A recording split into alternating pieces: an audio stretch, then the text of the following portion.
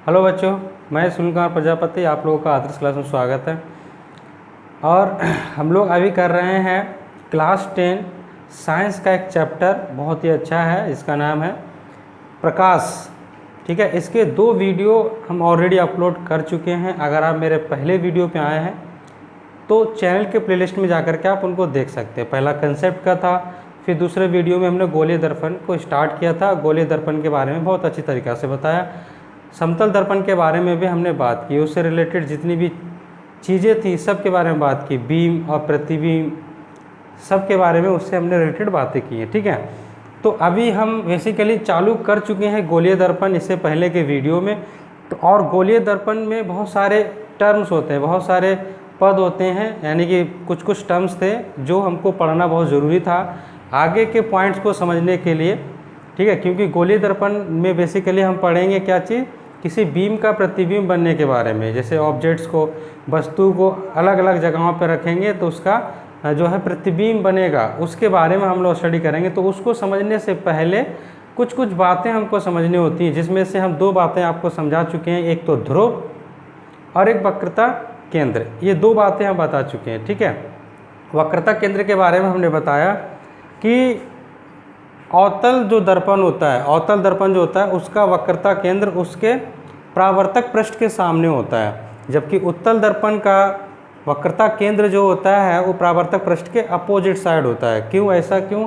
क्योंकि उत्तल दर्पण में आपको पता है परावर्तक पृष्ठ अंदर की तरफ घुसा हुआ होता है, अवतल दर्पण में अंदर की तरफ घुसा हुआ रहता है, जबकि उत्तल दर्पण में परावर्तक पृष्ठ बाहर की तरफ निकला हुआ होता है। ठीक है, ये बातें आपको पता होनी चाहिए। हर एक बात को जब आप कोरिलेट करते हुए चलोगे तो बातें आपको और क्लियर होती जाएंगी, है ना। माइंड में टेंशन नहीं रहेगा, याद करने का प्रेशर नहीं होगा, हर एक चीज़ क्लियर होती जाएगी। चलिए, तो आज हम बात करेंगे, सबसे पहले आपको समझाना चाहेंगे, ठीक है, वक्रता त्रिज्या। सबसे पहले हम आपको समझाना चाहेंगे वक्रता त्रिज्या। आज का टॉपिक है हमारा, ठीक है, वक्रता त्रिज्या। एक एक करके सबके बारे में बात करेंगे। इसको रेडियस ऑफ कर्वेचर बोलते हैं इंग्लिश में, रेडियस ऑफ कर्वेचर। ठीक है, इसको रेडियस ऑफ कर्वेचर कहा जाता है, वक्रता त्रिज्या को। ठीक है, ये होता क्या है, आपको पता है कि जितने भी गोलीय दर्पण होते हैं किसी गोले का भाग होते हैं, और उसी गोले का जो त्रिज्या होता है वही वक्रता त्रिज्या कहलाता है। ठीक है,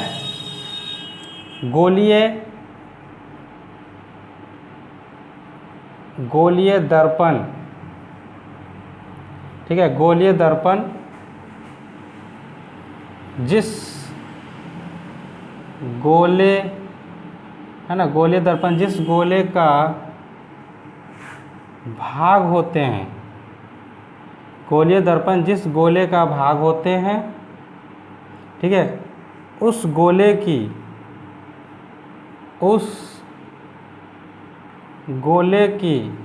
त्रिज्या, है ना, उस गोले की त्रिज्या वक्रता त्रिज्या कहलाती है। उस गोले की त्रिज्या वक्रता त्रिज्या कहलाती है। ठीक है, उस गोले की त्रिज्या वक्रता त्रिज्या कहलाती है। जैसे हमने बताया था कि गोलीय दर्पण एक गोले का भाग होता है। जैसे आपने गोला बनाया, ठीक है, ये गोला हो गया। थोड़ा सा मैं इंक भर लेता हूँ।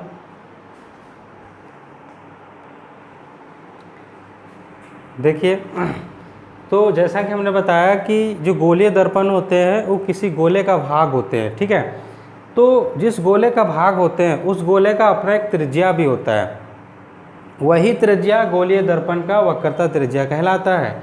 जैसे आप देखिए, अगर आप एक गोला बनाना चाहें, जैसे हमने गोला बनाया, सपोज यहाँ से हमने एक मिरर को काटा, ये मिरर है जैसे मान के चलिए, और इसका क्या है, ये सेंटर यानी इसका केंद्र है, और यहाँ से यहाँ तक की दूरी क्या कहलाती है, त्रिज्या कहलाती है। तो आपको पता होना चाहिए गोले की उसके केंद्र से, ठीक है, उसके सतह तक की दूरी त्रिज्या कहलाती है। तो अब अब इसको हम क्या बोलने वाले हैं, त्रिज्या बोलने वाले हैं। ठीक है, देखिए, तो ये बन गया आपके पास उत्तल दर्पण, क्या बन गया ये उत्तल दर्पण। तो यहाँ से लेकर के यहाँ तक की जो दूरी है ये क्या कहलाती है, वक्रता त्रिज्या।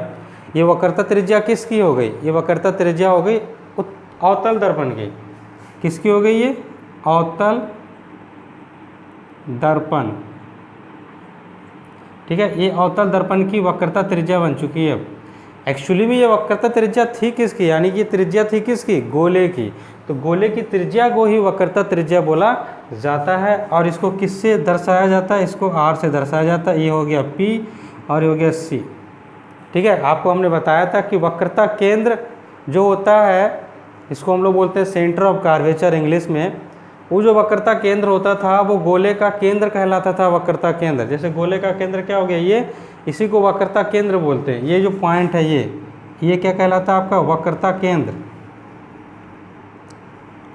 ठीक है, इसको हम लोग वक्रता केंद्र बोलते हैं, इसको सी से डिनोट किया जाता है। तो वक्रता केंद्र और उसके ध्रुव यानी कि पोल के बीच की दूरी ही क्या कहलाएगी आपकी, वक्रता त्रिज्या, है ना। इसको हम लोग क्या बोलेंगे अब, वक्रता त्रिज्या। तो ये कहलाएगी हमारी वक्रता त्रिज्या। इसको हम वक्रता त्रिज्या बोलने वाले हैं, यानी कि रेडियस ऑफ कर्वेचर। ठीक है, रेडियस ऑफ कर्वेचर। तो ये बातें आपको समझ में आनी चाहिए। तो जिस तरह आपको ये समझ में आया, सेम उसी टाइप से आप उत्तल दर्पण के बारे में भी समझ सकते हैं, क्योंकि उत्तल दर्पण में सिर्फ सेम चीज़ है। खाली होता क्या है कि उसका परावर्तक पृष्ठ और वक्रता त्रिज्या दोनों सेम तरफ नहीं होती, दोनों एक दूसरे के अपोजिट होती है। जैसे कैसे, आइए हम बना के फिगर को दिखा सकते हैं। अगर आपने इसको नहीं बनाया तो स्क्रीन को पोज करके आप इसको बना लीजिए। ये उत्तल दर्पण के लिए था। अवतल दर्पण में भी सेम चीज़ है, सिर्फ अपोजिट हो जाती है। जैसे देखिए, अगर हम अवतल दर्पण के बारे में बताएं, देखिए ये अवतल दर्पण है, इसका अंदर वाला जो पोर्शन है वो कैसा होता है, रफ होता है। ठीक है, रफ मतलब पेंट किया हुआ पोर्शन होता है इधर, और इधर वाला जो पोर्शन है ये पॉलिश वाला होता है, ये पॉलिश है। ठीक है, तो अब देखिए होता क्या है कि इसका जो वक्रता त्रिज्या है वो वक्रता त्रिज्या किधर होनी चाहिए एक्चुअली में, क्योंकि ये गोले का पोर्शन है। ठीक है, यहाँ से यहाँ तक अगर आप देखें ध्यान से तो इधर होता है, यहाँ पर इस पॉइंट का नाम दे दे रहे हैं वक्रता केंद्र। ठीक है, इस पॉइंट का नाम क्या दे रहे हैं, वक्रता केंद्र। तो ये कहलाएगा आपका वक्रता केंद्र। इसको हम लोग वक्रता केंद्र बोलेंगे। वक्रता केंद्र का मतलब क्या हो गया, सेंटर ऑफ कर्वेचर। और इस पॉइंट का नाम हमने क्या दिया, ध्रुव। और इसको हम लोग किससे निरूपित करते हैं, पी से। तो यहाँ से लेकर के यहाँ तक की जो बीच की दूरी है वो क्या कहलाती है, आर। वो क्या कहलाती है, आर। और इसी को हम लोग क्या बोलते हैं, इसी को हम लोग बोलते हैं वक्रता त्रिज्या। इसी को हम लोग क्या बोलते हैं, वक्रता त्रिज्या। तो दिस इज द वक्रता त्रिज्या, यानी कि रेडियस ऑफ कर्वेचर। ठीक है गाइस, तो देखिए इसमें और अवतल वाले में क्या अंतर था। देखिए इसका परावर्तक पृष्ठ इधर है। ठीक है, ये इसका परावर्तक, ठीक है, ये इसका परावर्तक पृष्ठ है, जबकि उत्तल दर्पण का परावर्तक अवतल दर्पण का परावर्तक पृष्ठ किधर था, अंदर की तरफ था।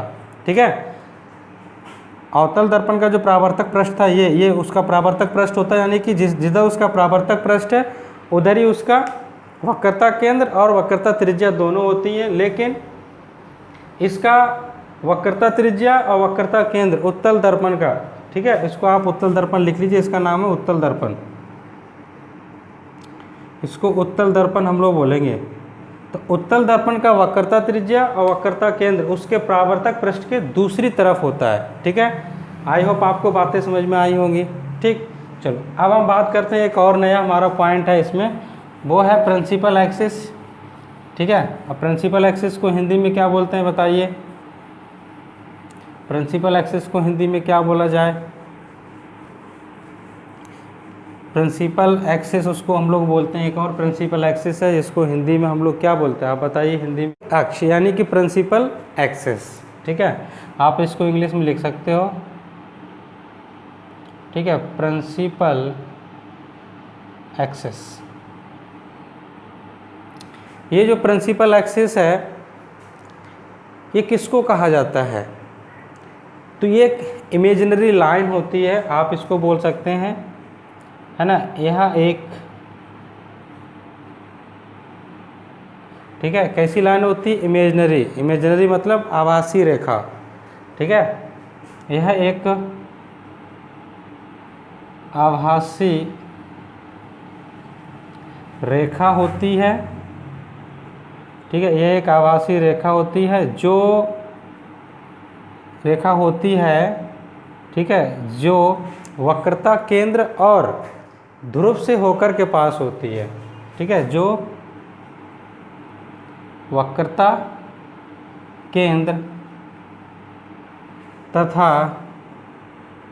ठीक है, पोल, पोल मतलब ध्रुव, आप ध्रुव लिख लेंगे, वक्रता केंद्र तथा पोल से होकर गुजरती है,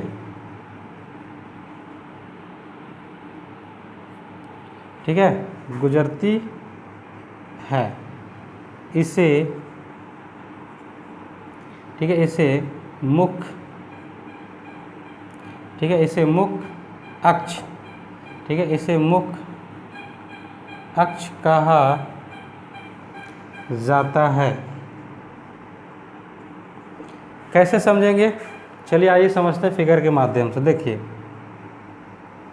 ये हमारे पास अवतल दर्पण, ठीक है, बाहर में इसका क्या है? पेंट किया हुआ। तो एक रे गया ऐसा, ठीक है, यानी कि ये किरण है जो C और P दोनों से क्या हो रहा है? पास हो रहा है, यानी कि पोल से भी पास हो रहा है और सेंटर ऑफ कार्वेचर यानी कि वक्रता केंद्र से भी पास हो रहा है। तो इस रेखा को हमने नाम क्या दे दिया है?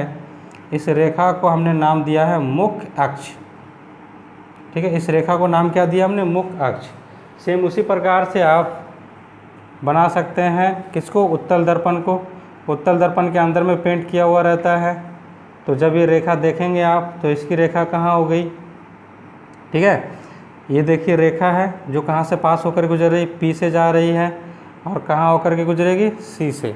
तो P और C दोनों से होकर के गुजर रही है, इसलिए इसको क्या बोला जाता है? इसलिए इसको बोला जाता है मुख्य, ठीक है, अक्ष। इसलिए इसको हम लोग जो है मुख्य अक्ष बोल सकते हैं गैस, ठीक है। आई होप आपको समझ में आया होगा, ठीक है। इसको आप नोट डाउन कर लीजिए।